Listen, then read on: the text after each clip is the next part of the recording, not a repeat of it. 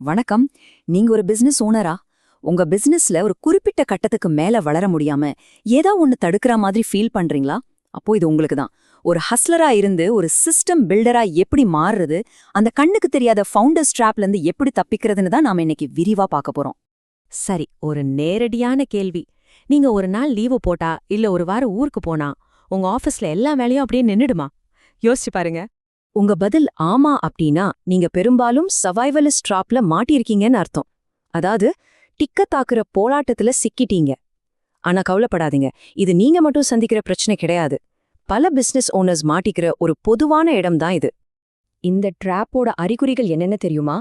நீங்க இல்லாம மார்க்கெட்டிங் நடக்காது, பேமெண்ட் கலெக்ஷனும் ஆகாது. சின்னதுல இருந்து பெருசு வரைக்கும் எல்லா முடிவுகளும் உங்ககிட்ட தான் வரும். உங்க டீம் அடுத்து என்ன செய்யணும்னு உங்ககிட்ட கேட்டுட்டு காத்துக்கிட்டு இருப்பாங்க. நீங்க எப்ப பார்த்தாலும் பிரச்சனைகளை தீர்க்கறதுலயும் ஃபாலோ பண்றதுலயுமே இருப்பீங்க. சுருக்கமா சொல்லணும்னா உங்க கம்பெனியோட வளர்ச்சிக்கு நீங்களே ஒரு பெரிய தடையா மாறிடுவீங்க. ஓகே, இப்போ உங்க பிசினஸ் எந்த கட்டத்துல இருக்குன்னு நாம கண்டுபிடிக்கலாம் வாங்க. ஒரு ஃபவுண்டரோட பயணத்தை புரிஞ்சுக்க இது ரொம்ப ரொம்ப முக்கியம். பாருங்க, ஆரம்ப கட்டத்துல 3 ஸ்டேஜஸ் இருக்கு. முதல்ல ஹஸ்லர். இங்க ஓனர் தான் எல்லா வேலையும் செய்வாரு. இதனால சீக்கிரமே பர்ன் அவுட் ஆயிடுவாரு. அவரோட முழு கவனமும் பணவரத்துல தான் இருக்கும். ரெண்டாவது, நம்ம பேசின சர்வைவலிஸ்ட். இங்க தினமும் பிரச்சனை தீர்க்கறதுக்கே நேரம் சரியா இருக்கும். எதுலயுமே ஒரு நிலைத்தன்மை இருக்காது, அதை உருவாக்குறது தான் பெரிய சவாலா இருக்கும். மூணாவது, சிஸ்டம் பில்டர். இங்கதான் சிஸ்டம்ஸ் உருவாக ஆரம்பிக்குது. ஆனா டீம் கிட்ட இருந்து மாற்றத்துக்கான எதிர்ப்பு வரலாம். இங்க எல்லாத்தையும் தரப்படுத்துறது தான் முக்கிய நோக்கம். பெரும்பாலான சர்வைவலிஸ்ட்களுக்கு வளர்ச்சிக்கு மிகப்பெரிய தடையா இருக்கிறது அவங்களோட சேல்ஸ் மற்றும் மார்க்கெட்டிங் தான். இதை நாம சர்வைவலிஸ்ட் சேல்ஸ் பிளாக்கேட்னு சொல்லலாம். அதாவது உங்க கம்பெனியோட இந்த முன்பகுதி செயல்பாடுகள் ஏன் தடுமாறுதுன்னு நாம இப்போ பார்க்கலாம். இங்க பாருங்க, 2 உலகத்துக்கும் எவ்வளவு வித்தியாசம்னு. சர்வைவலிஸ்ட் முறையில ஓனரே தான் சேல்ஸ் பேசுவாரு, மார்க்கெட்டிங் அப்பப்போ தோணும் போது செய்வாங்க, வாய் வார்த்தையா வர்ற பிசினஸ் மட்டுமே நம்பியிருப்பாங்க. இது ரியாக்டிவ் அப்ரோச். ஆனா ஒரு சிஸ்டம் பில்டர் என்ன பண்ணுவாரு? ஒரு டீமை வச்சு சேல்ஸ் பண்ணுவாரு, தெளிவான மார்க்கெட்டிங் கேம்பெயின்ஸ் இருக்கும், சிஆர்எம் மாதிரி டூல்ஸை பயன்படுத்தி ஒரு கணிக்கக்கூடிய பிசினஸ் பைப்லைன் உருவாக்குவாரு. இதுதான் ப்ரெடிக்டபிள் அப்ரோச். ஒரு சிஸ்டம் இல்லாத இந்த ஃப்ரண்ட் எண்ட்னால வர்ற விளைவுகள் இருக்கே, அப்பப்பா! பேமெண்ட் எப்பவும் லேட்டா தான் வரும். கஸ்டமர் கிட்ட முடியாத கமிட்மெண்ட் கொடுத்துட்டு அப்புறம் அதனால திரும்ப திரும்ப வேலை செய்யற மாதிரி இருக்கும். சேல்ஸ் டீம் பேசினது டெலிவரி டீமுக்கு தெரியாது, தகவல் தொலைஞ்சு போகும். ஃபாலோ அப் பண்ணாததால நல்ல நல்ல லீட்ஸ் எல்லாம் கைவிட்டு போகும். கடைசியா யாருக்கும் ஒரு பொறுப்புணர்ச்சி இருக்காது.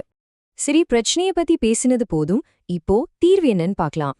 ஒரு சிஸ்டம் மூலியமா இயங்குற பெரிய அளவுல வளரக்கூடிய ஒரு கம்பெனிய உருவாக்க தேவையான 5 அடித்தள தூண்கள் என்னென்னு பார்க்கலாம்.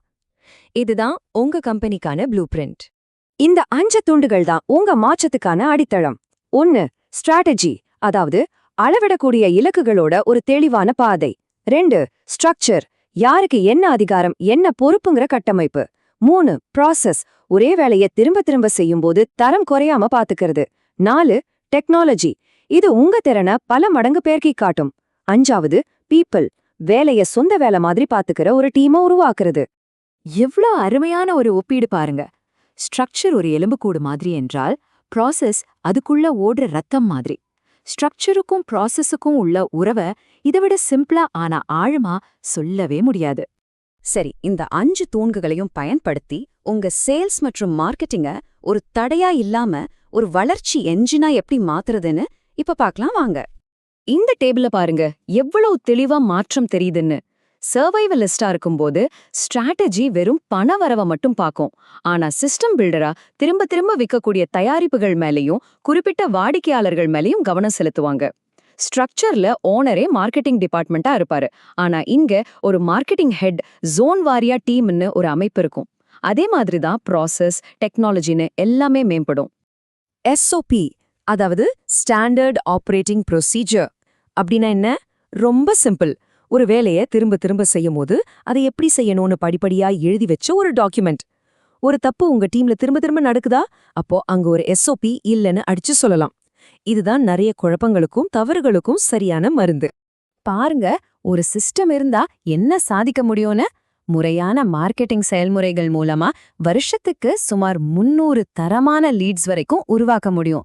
இதுதான் ஒரு சிஸ்டம் உருவாக்குறதோட உண்மையான சக்தி. இப்போ நாம முக்கியமான ஒரு கட்டத்துக்கு வரோம். சிஸ்டம்ஸ் உருவாக்குறது உங்க கம்பெனியை வளர்க்கறதுக்கு மட்டும் இல்ல, அதுக்குள்ள உங்க ரோலை மாற்றி அமைக்கிறதுக்கும் தான். தினமும் பிரச்சனை தீர்க்கறதுல இருந்து உண்மையான சுதந்திரத்தை நோக்கி போறதுக்கு. பெரும்பாலான ஓனர்ஸ் இப்படிதான் இருக்காங்க. அவங்க நேரத்துல 60% தினசரி பிரச்சனைகளை தீர்க்கவே போயிடுது. ஒரு 30% முடிவுகளுக்கு ஒப்புதல் கொடுக்கறதுல போகுது.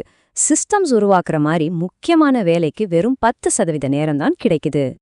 உங்களுடைய ஒரே இலக்கு இந்த சார்ட்டை அப்படியே தலைகீழா மாத்துறது தான். சிம்பிள், ஆனா ரொம்ப பவர்ஃபுல்லான இலக்கு. உங்க நேரம் சிஸ்டம்ஸ உருவாக்குறதுல செலவாகணும். இந்த மாற்றம் ரொம்ப முக்கியம். நீங்க பிரச்சனைகளை தீர்க்கறவரா இல்லாம சிஸ்டம்ஸ வடிவமைக்கிறவரா மாறணும். எல்லாத்துக்கும் ஒப்புதல் தர்றதை விட்டுட்டு டேஷ்போர்டுகளை கண்காணிக்கிறவரா மாறணும். இதுதான் ஒரு ஓனரோட உண்மையான வளர்ச்சி.